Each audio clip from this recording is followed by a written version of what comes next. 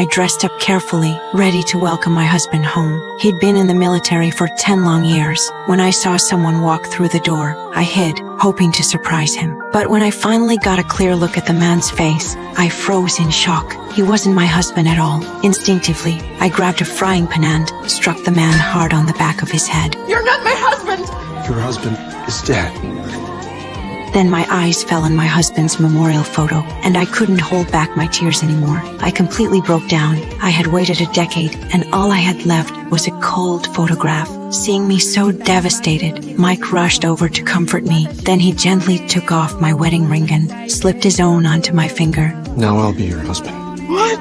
That's what he asked before he died. Hearing that made my blood boil. I couldn't accept this stranger standing in front of me. No matter what he said, I furiously kicked him out of the house. Losing my husband had already shattered me. I cried all day and all night, but Mike didn't leave, worried I might do something reckless. Then, out of nowhere, he heard glass shatter. He immediately jumped in through the kitchen window. Luckily, I had only fainted. My body wasn't hurt. Mike carried me straight to the bathroom. The shock of the cold water woke me up slowly. He finally let out a long sigh of relief. He had promised his comrade Tito take care of his wife if anything happened. Otherwise, he said he'd never forgive himself. Even though I knew he meant well, I still couldn't accept it at first, so I told him to leave right away. But when I walked out of the bathroom, I saw Mike wearing my husband's uniform. For a moment, it felt like my husband had returned to me. I stepped closer, rested my head gently on his shoulder, and told him about my years of pain and longing. Mike listened with deep sympathy. Then he slowly turned his head, brushed his fingers against my face, and we softly kissed. From that day on,